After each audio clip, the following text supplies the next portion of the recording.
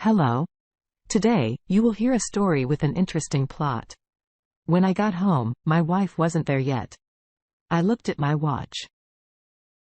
It was almost 10 o'clock at night. I wondered where she was. Natasha had been coming home late lately. She either stays at a friend or at work. I didn't pay any attention to it. You never know what could happen. But today, I thought about it for some reason. Maybe after there was no food in the fridge. Natasha had stopped cooking for a couple of months, but I always found something to eat. I sat at the open window and looked at the starry sky. A car rumbled under the window. The door slammed. My wife arrived. It was very late tonight. And sure enough, a few minutes later, the front door lock clicked. And silence. Usually Natasha announced her arrival loudly, but today silence. Into the kitchen without taking off her shoes, my wife walked in. Hello. Hi. There's nothing to eat at home. Maybe we'll have dinner in a cafe. I said in a calm voice. I didn't want to approach Natasha for not cooking dinner. Let's give ourselves a little celebration. I went over to my wife and put my arm around her waist. We haven't been on vacation together for so long. I tried to kiss her, but she pulled away. We need to talk. Her tone did not bode well. Did something happen? As a presentiment of some, not yet clear trouble, my heart began to beat fast. Is there a problem at work? My wife sat down on a stool. I'm leaving you. I beg you. Let's do without the scandal and showdown. I fell in love with someone else, and I want to be with him. You've been a good husband and father all this time. It's not about you.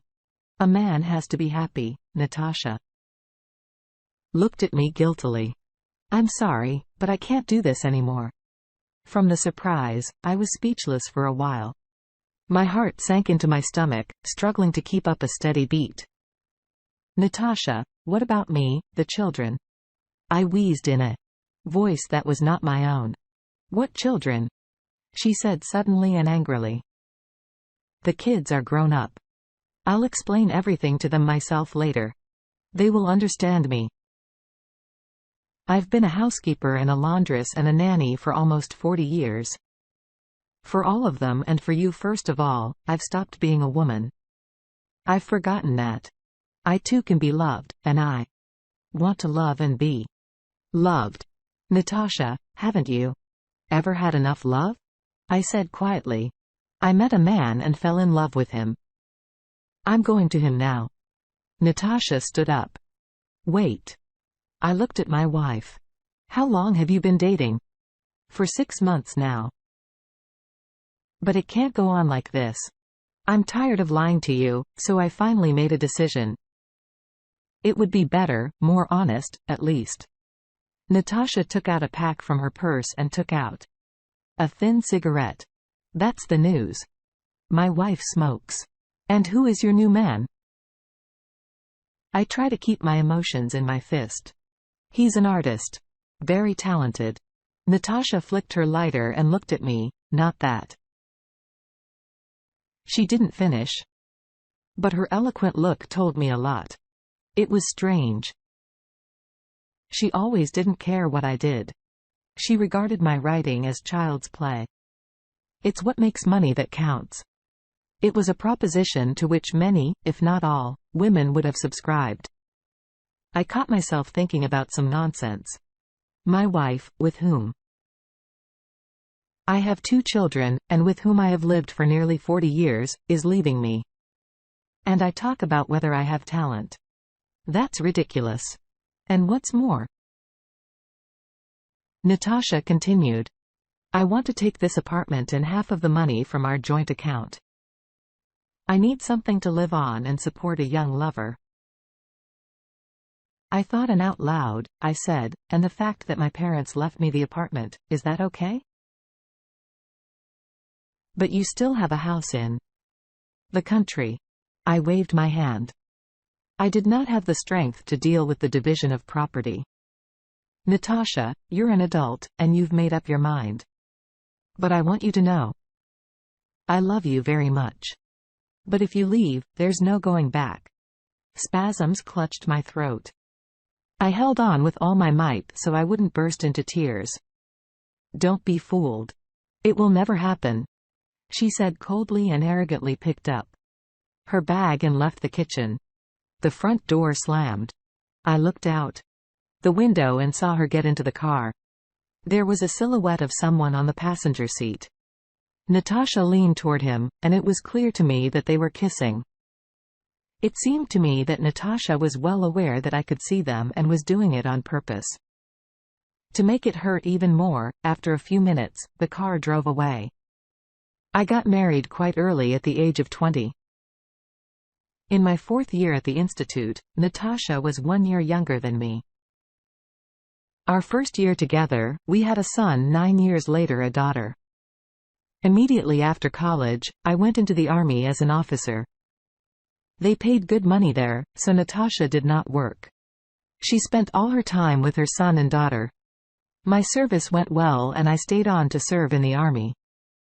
I graduated from the academy and in front of me loomed excellent career prospects. But these were the troubled times.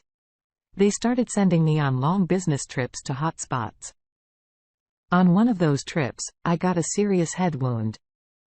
I was hospitalized for 4 months until finally I was sent to the medical commission to decide my fitness for further service.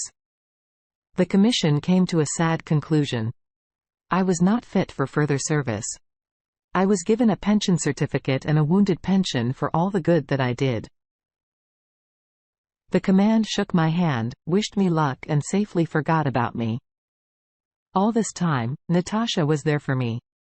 She was there for me in every way she could. And I really saw that she loved me. She really loved me. When I woke up in my room at night, I saw her tired for the day, curled up on the couch, sleeping beside my bed. And now, Natasha, what have you done? After I left the army, I took my first job at a large metallurgical works.